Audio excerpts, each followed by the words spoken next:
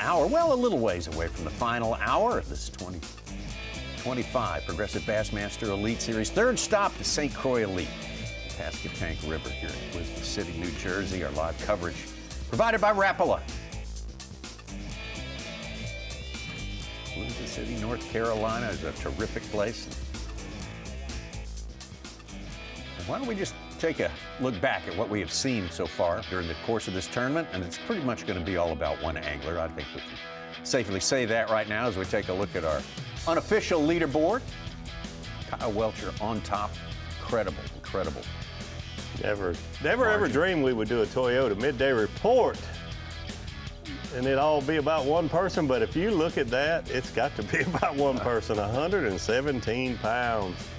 Kyle Welcher said he had a tough practice. He promised his friends that he was telling them the truth after he weighed in 30 pounds on day one, and I believe him. I certainly do think it happens like that sometimes. Started where he knew there was one 6-pounder on the bed and caught another one and decided he would just stay in that area. And boy, what a good decision that has been. There's a 10-pounder he caught yesterday. And then today, for the third day in a row while we've had him on camera, didn't take him long about the time we got started here in Little Rock to put a 7-pounder in his live well. And you heard him say it, I've got a belt now. Kyle Welcher, what a incredible day. 1, 2, 3, and 4. Unofficially today, his slowest day at 22:10, but he's, like he said, got about an hour and a half of fishing left to go. Yeah, and if he gets to 24 and change, he would still be the 4th biggest bag of the week. Like, he would be behind his 3 bags. Like, no one's caught over 24 pounds. He would be able to stay 1, 2, 3, 4 with himself.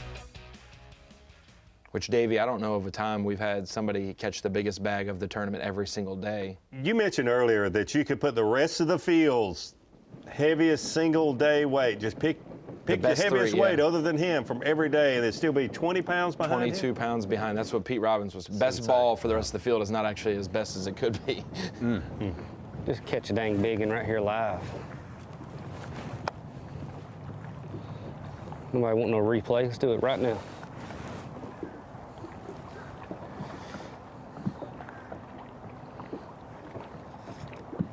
This is going to be one of those memories that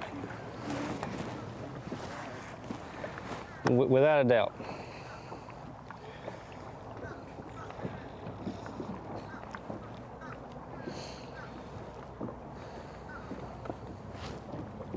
Maybe we'll get Jake to ask him what he thought when he saw Pasquotank River on the schedule when it came out. What was his first thoughts about coming to this? It would be interesting to know.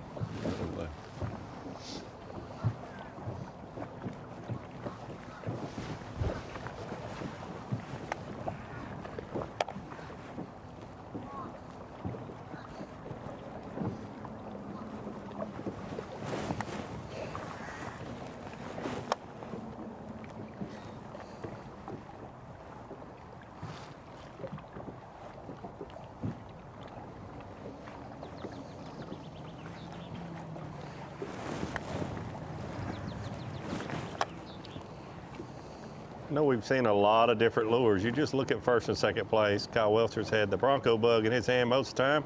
This glide bait some.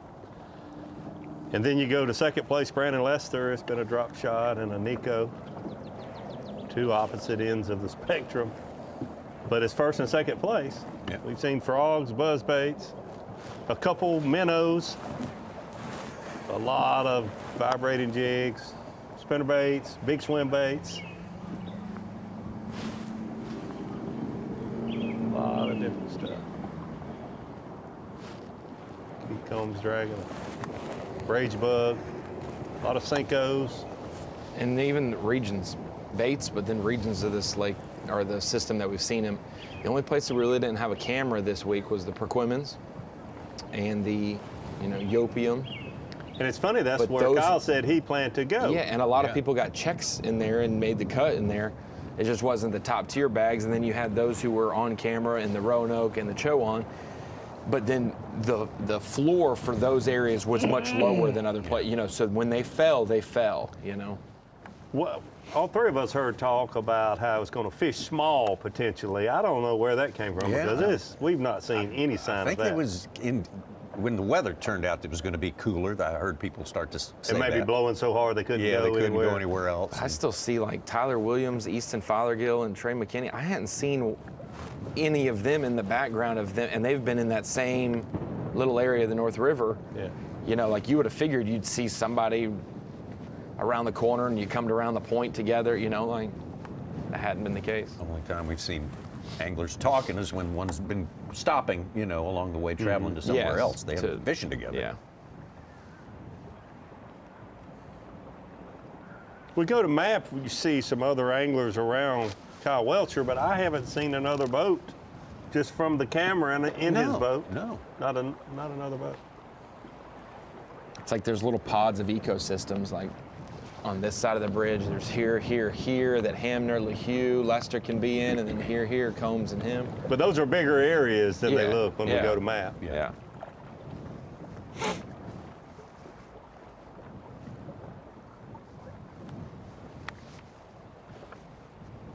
Just to reset the scene, if he wants to get into the top 10 weights of all time, which would be 124 pounds, 9 ounces. He needs 29.11 today, which would be right there on par with what he's done, but still his smallest bag of the week.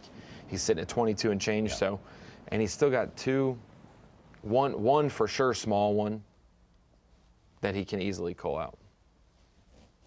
And he's got an hour to fish. Yeah. And his weight would win every elite in history except last year's Fork, Falcon, and Clear Lake.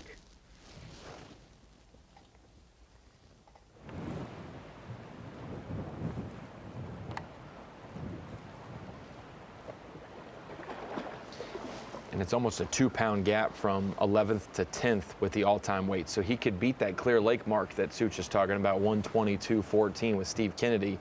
He could beat that and still be a pound and a half from getting in the top 10. Like he could, there's still a gap there where he doesn't have to go get 124 to pass Clear. He only needs 122 and change.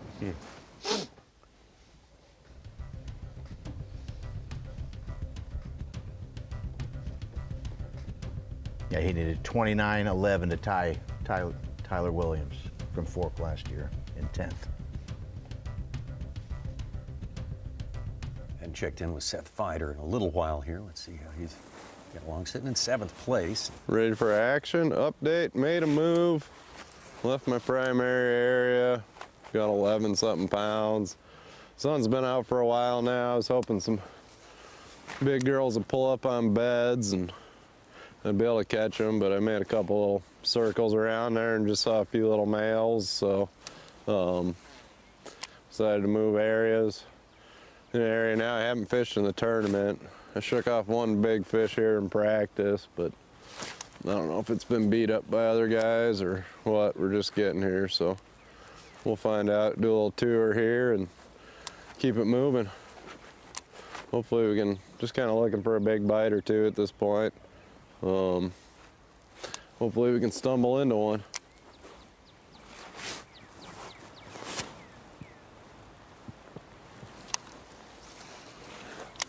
Seth Feider being from Minnesota. The sun's out. We even saw Shane LeHue with taking his coat off. He stays bundled up more than anyone from Florida we have on the Elite Series. I think he's just so used to it, it doesn't feel right when he doesn't have enough. A Minnesota person just naturally wants to Bundle up. be prepared. Kyle Patrick's taking his coat off.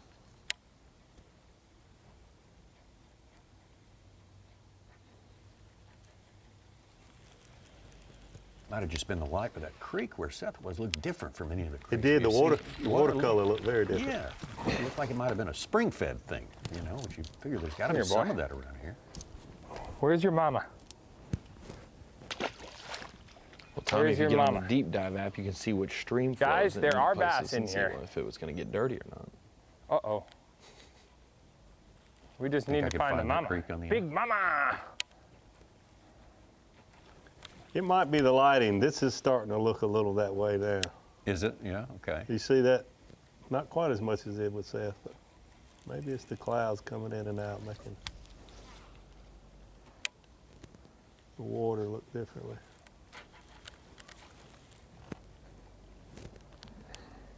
Got the curtains closed on that cabin Yeah, cruiser. that's right.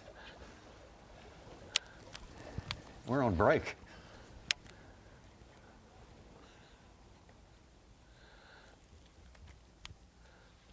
Don't be knocking on the Chris Craft.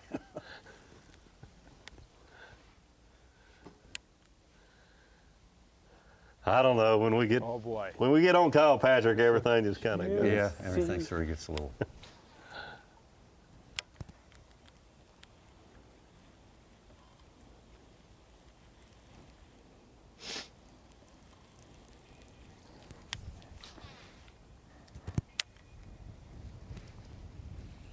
I'm with you, Tommy. I'm really starting to pay attention, not only to the yards, what was but that? you don't see like an old sunken boat or anything in this area. And it's like, I haven't seen any I mean, this is. trash anywhere, anything. It's beautiful. It's beautiful. And, Tyler Williams on the move here. I don't know if he's heading back. Most likely, I would think heading back to something to stake out a little bit closer to home base. Because we've just got actually exactly 1 hour until the weigh-in starts at 3 p.m. Eastern Time. Check-in, I should say, starts then. The weigh-in shortly thereafter.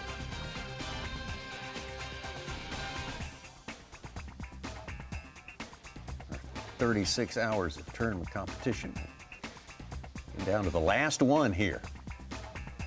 Kyle Welcher still with the incredible jaw-dropping lead here on this day of 46 pounds.